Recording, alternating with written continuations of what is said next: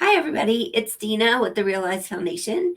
And today I'm here with Keith Hanks, who is in Massachusetts, and I'm in Colorado. But we're having a very important conversation today about Keith and his journey. And I'm going to let him tell you a little bit about himself. But he's a career retired first responder, and he has a lot of story to tell. So, welcome, Keith. Hi, Dina. Thank you. Glad to be here. So like Dina said, I was a firefighter and EMT for 21 years in Massachusetts, and it was a family tradition thing. I kind of was born and raised in it, along with the military, and I love the job. I did it from when I was 18 for again 21 years after that. So I got in young. It was kind of all I knew, and that job being what it is, which is full of a lot of trauma. We see a lot of bad things over and over and over again. Um, gave me quite a bit of images. A lot of good and bad memories, not all bad. But coupled with my childhood and abuse, and then personal loss and trauma throughout the years in my adult years, I ended up developing complex PTSD. And with that, a few other diagnoses that go along with trauma. And so in 2017, I left the job, which was very hard. And I sort of lost my identity because at 18, I was sort of given it. So I kind of got on this journey of advocating for mental health, specifically in the first responder world, because it's so under talked about or talked about at all sometimes in some areas. Suicide rates were really high. I lost a few friends. I had my own attempts. I've had 6 suicide attempts in my own life. And I knew something needed to be done. So I started talking about it, started doing social media stuff. Before you knew it, I was speaking around the country and doing podcasts, as far as away as Australia. Got involved with some documentaries. And that's kind of what I do these days is I try to break down the stigma because it's just such an important topics. I think it's something we all can find a common ground with at some level, whether it's we know someone who suffers from it or a family member or ourselves at some degree or some level. So I think the talk about mental health is so important for everyone to hear about. Agreed. Agreed. And I really was honored to read your story and to hear some of what you've been through, and I did not know a lot of it. So it's incredible what we as human beings can endure and come out with positivity and purpose on the other side. Yeah, it So is. thank you for standing up and being that role model for people in your industry and beyond. Well, thank you. I love what I do, so it's very important. Yes, it is important. I want to ask you about your chapter, and I know you kind of gave an overview, so I don't know if you want to specifically talk about a certain part or the writing experience, either one. Yeah, I think both are pretty important. But all in all, my story is a summary basically of my entire life. But it focuses on what happened, both personal and professionally, and then how I got through it and what I do to continue to get through it.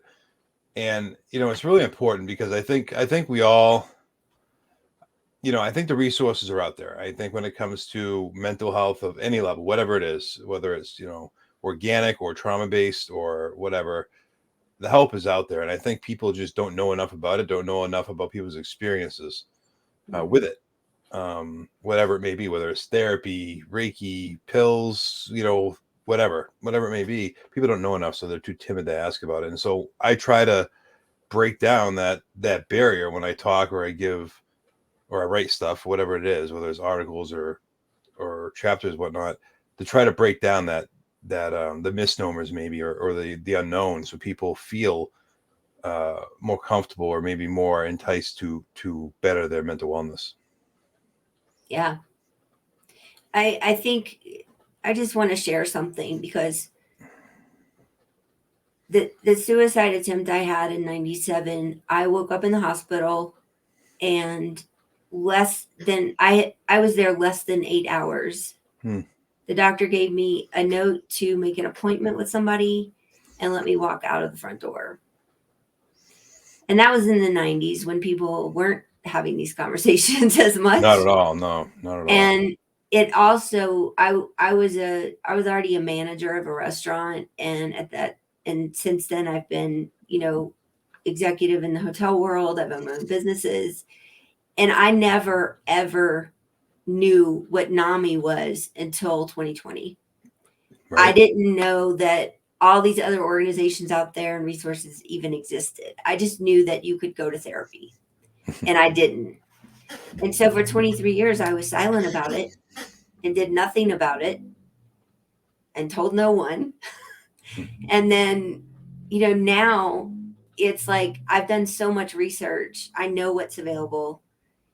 And I don't know what of that conglomerate was available back then, but I'm sure some of it was.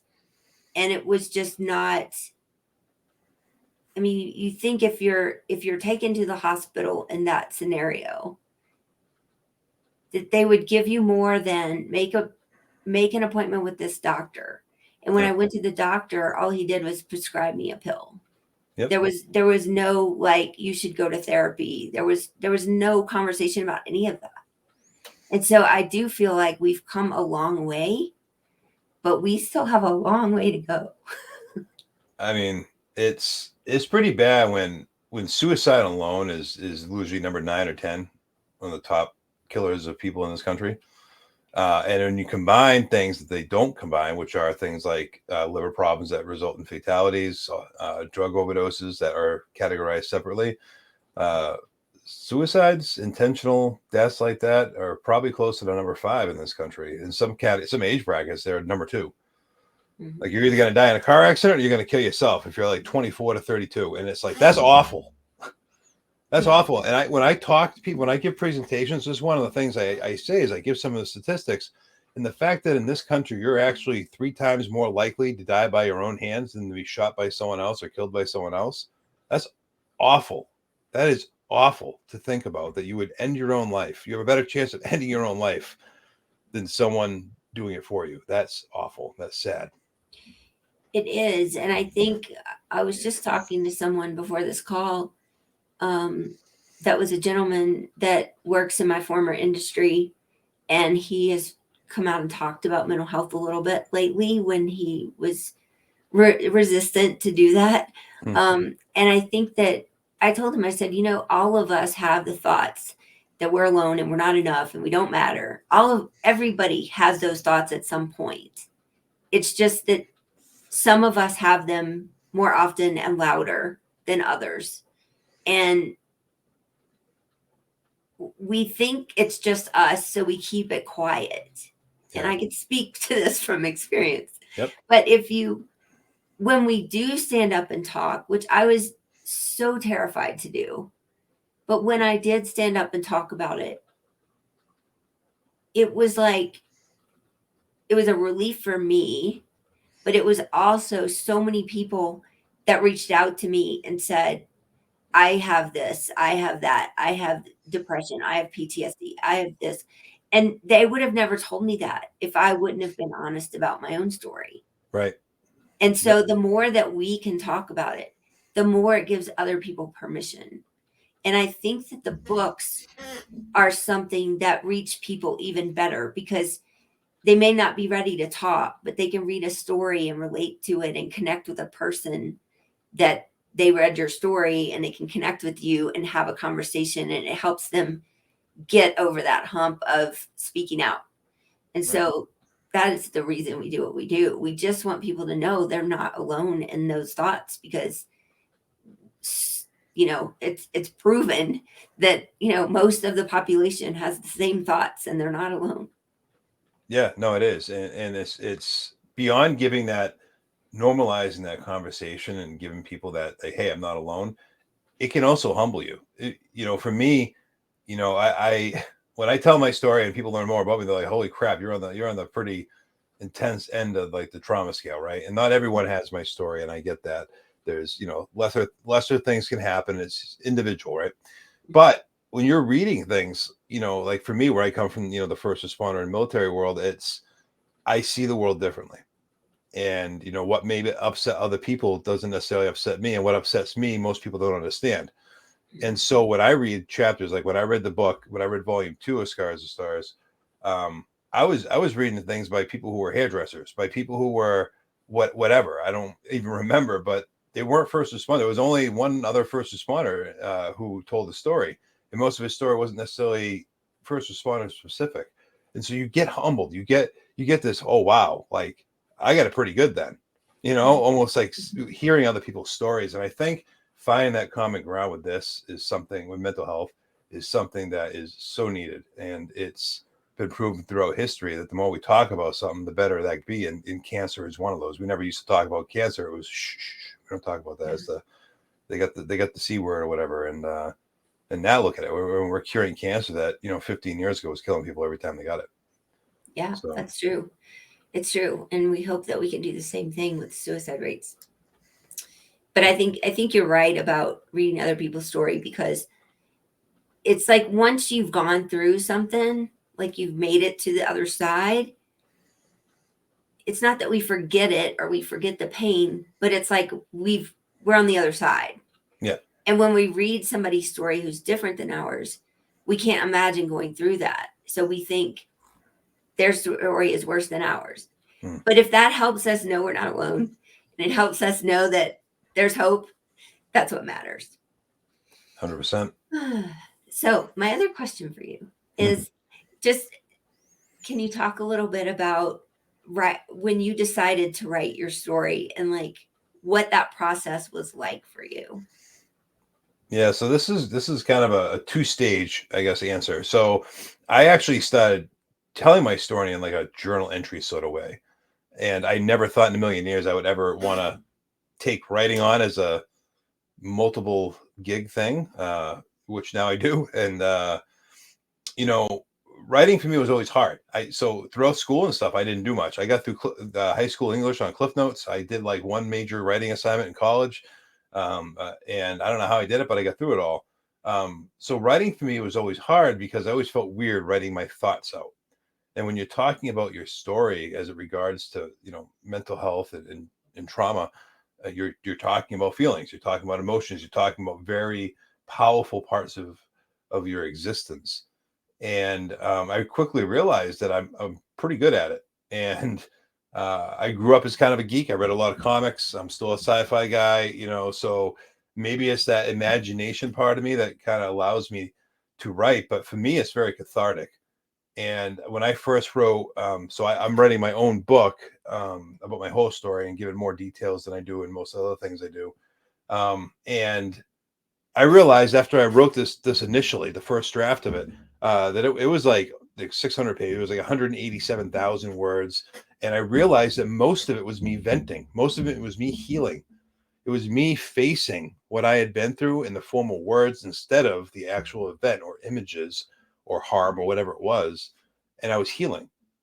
And so when I took on writing the chapter here for Scars of Stars, I knew exactly what I wanted to write, and at first it was daunting, being like, all right, my whole life story in 3,500 words, and but I did it, and I was able to write it in a way that I've never written about my life before, which showed me, going back the last 6 or 7 years that I've been writing, um, that I've done massive amounts of healing that I wasn't aware of, and I was able to use that as strength and motivation with everything else that I do, because writing is very cathartic, and I've heard this from other people, and it's is so important to get experiences down on in book form because it's all education, and again, it allows people to learn that they're not alone, and being able to see words, digital or on paper. I'm an old school guy. I like my books, um, but to be able to see words and read them your own way of someone else's experience is pretty huge and a very unique thing to be able to do. Yes, it is. And I think the stories in these books are, they're very vulnerable. And you don't always, I mean, sometimes you get that in other books, but not always. And so I think that's what makes it makes the connection stronger for readers when they can relate to what somebody's going through. And I think that writing for me too has been like that, because in 2020, when I closed my business, I had a whole lot of time on my hands, and I wasn't used to having any time on my hands. And I started, people had told me for years that I should journal, and I was like, I don't have time for that. But I started journaling in 2020, and it changed everything. It did exactly what you said. After years and years of not talking about things, it let me get it out of my head, and it really did help me heal. And it was a really big part of my journey as well. It's huge. And even, I don't know if it's just getting it out, like that whole, like, they used to say, write it down and then throw the paper away or something like that. And that can be cathartic. That never worked for me, but I don't know if it's seeing the words and being like, picking up on the parts of the sentences in paragraphs that are important to what you're talking about, and be like, oh, okay, it's out of me. It's literally on this computer or on this piece of paper or whatever it may be. It's out of me. And this is what it looks like. It's just words. Yeah. It's no longer the event. It's no longer, the pain or the images. It's out on paper, and it's just words. And I think it's important. So I'm glad at least one other person has experienced the cathartic effect of writing. Well, it's funny. I want to share a story because I think it connects to what you're saying. Back in 97, after, I don't know, however many months after I woke up in the hospital, I had a really good friend and her sister from college who also lived in the area where I was living. And they didn't really know what happened, but they knew that I was having a hard time for some reason.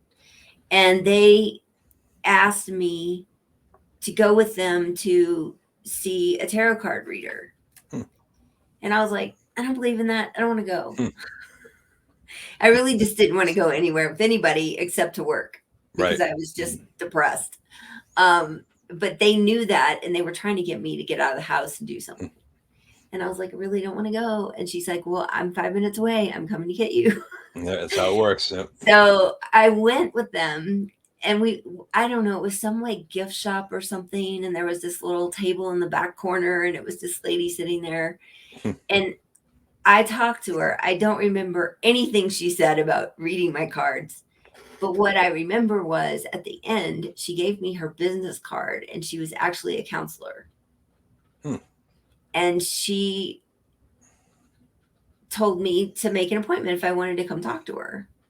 And I think at some point, the timeline of all this is so fuzzy in my head, but at some point I went and talked to her, and she told me 3 things that I remember. And that was burn sage in your apartment, rearrange your furniture, and write everything down and burn it. And I was like, whatever.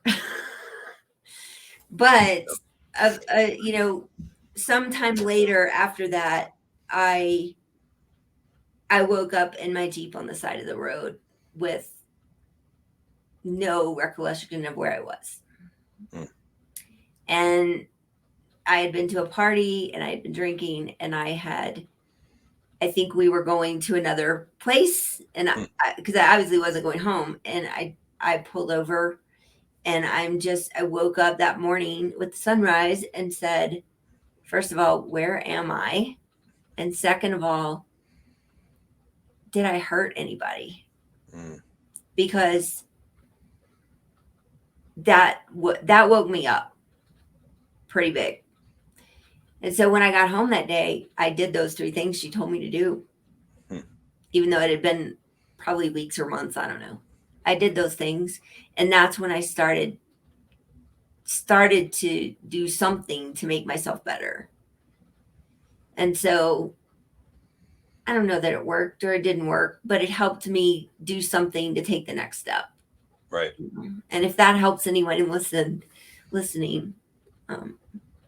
it was worth me telling. 100%. And I think that's what this is all about. Whether it's overcoming adversity or mental health as a whole or whatever it is, I think just hearing other people talk about it. I mean, it sounds weird at first, but it's relieving to hear other people's stories. And once you hear a few and you get out of you kind of able to stay in your own uncomfort zone, I say, because it is uncomfortable to hear other people's pain, which is why we haven't talked about this for so long. It's if you can endure these stories and you can listen to them, all you hear in this is hope. Because if the person who's lived the events is telling you, they're still here and they've gotten through whatever that moment is, and that's hope right there. And if people can listen to these stories, we can gain so much more hope in this world and change lots of parts of it for the better. I agree. And I'm glad you have joined our mission. I know you have your own mission as well, which I want to support however I can. And you want to tell people a little bit more about what you have in the works and your speaking and all of that stuff? Yeah. So like I just said, I am writing my own book, which is a process, as sure Dean is aware. And it's even hard when you try and do most of, at least the beginning of it, by yourself, and you don't want to get rid of certain information. You're not sure if you need to build on other. So that's one of the biggest things. The longest term thing I've been working on. I mean, that's what my journaling started as back in 2017 or 16. So, but things just kind of, I'm doing things now I never imagined I do. Like I do podcasts all the time, and it's a lot of fun. I actually enjoy going on and just talking. I've done ones that are like 100% mental health talks, and the ones that we just talk about, like my job as a firefighter. And it's a lot of fun. I mean, and that before that, I had started on a smaller scale, getting up on stage, if you will, and telling my story. And this is all growth, because beyond the fact that I spent a career as a firefighter and EMT, I never thought in a million years I'd be doing all this, and that being growth. Every time I present or tell my story or whoever, it's not that the information changes, but the way I present it changes. I get better every time I do it. And I never realized that until not that long ago. I had someone show a snippet of one of my first presentations back in 2021, like a conference level one. And I was like, wow, okay. All right. I mean, that's not bad. I'm glad I did it, but wow, I'm a lot better. And that's growth, because beyond just becoming better at presenting, I'm healing. And so, that all gave me a lot more confidence. And I was actually able, in March of 2022, I had convinced a few Hollywood producers to make a documentary on first responder trauma and PTSD. And so in March, we started the filming process and made a full length, feature length documentary that sort of centers around my story and has 16 other people that are interviewed from different parts, some personal, like my wife's in it, and then different people I've worked with and stuff. And everyone tells their own story, and everyone's being so vulnerable. And I'll be honest, I mean, I was never an actor kid in school. I never did whatever they used to call it, stage. I always thought it was theater or whatever. I always thought it was dumb, I'll be honest. But to sit there, and maybe things are different when you do like a screenplay, but to sit there and listen to other people's stories while they're on camera, I mean, it is so, at times for some people, very intimidated to be in front of a camera. But these people are telling these powerful stories, these vulnerable stories that are now going to be seen by potentially millions of people at some point. And that took, mind my French, but that took some balls. I mean, that took a lot of strength and courage, for the men and women who got in front of that camera. And for me to be able to witness that was huge. I live my own story every day, but to be able to sit there and watch other people conjure up that sort of courage and share it. So that was a really cool thing to be part of. And we're in the process of getting that out now. The short term is like indie film festivals, which we're navigating, which I don't know anything about. And then long term is like a streaming app. So like, the Netflix or Hulu's or whatnot. In between, we're tossing the idea of doing like a tour with a movie across the country, like 15 or 20 cities. Because it's got such a great message in it, and it's all about hope. So with that, I was able to do a couple other documentaries, small parts in documentaries, and it's all just sort of fueled just being an advocate and trying to I don't expect people to heal publicly like me. Mhm. But my hope is that people can heal privately by watching me heal publicly. And that's kind of what I do. All I do, whether it's writing, film type stuff or interviews, podcasts, all that is just kind of all part of it. And I hope it helps. If it helps one person, then I've done my job. Yes. Well, I watch your videos and I think you've helped way more than one person. So I can't wait to see the movie though. Yeah. It's pretty cool. I'll be honest. It's I will hopefully have access to the trailer for it, which is good because come summertime I have some more conference speaking events, and hopefully I can show it to get people amped up for it and Yeah. spread the word. That's awesome. Well, Keith, it's been really awesome having this conversation with you. And do you have any last words you want to share with anybody? I always tell people that there's always hope, and it sounds corny, but people like us, other people that we've met, especially people you've met, all the different books, um, are proof that there is hope. And we falter and fall on our face quite often, especially in my life. But I'm still here, and you're still here, and there is always hope, and it can always be better. Mm-hmm. I agree with that. And I also think that sometimes when people are in a dark place, maybe they haven't found their purpose in the world yet or their place in the world yet. And I think that was my case when I was younger, is I just, I wanted to achieve everything and prove myself to everybody. And I always felt like I fell short. And it was, it was my own brain giving me those ideas. I Right. wasn't doing anything wrong. I was doing a good job, but sometimes we get in our own head and we have those thoughts, and you need to have a mirror or someone around you that can reflect back to you why that's not true, or how to support you when you are having a bad day.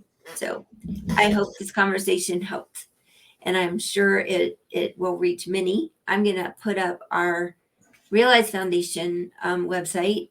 And what you can find there is you can find some resources. You can find a submission form for writing in one of our books. You can also find a list of our events there, and you can also donate there. So you can donate in different ways. You can donate any amount, helps us, or you can also sponsor an author for a book. You can do different things, and you can also reach out to us if you have questions, or you can subscribe to our website, and that is how you get all of this information on a consistent basis. So thank you all for listening, and we'll see you next time.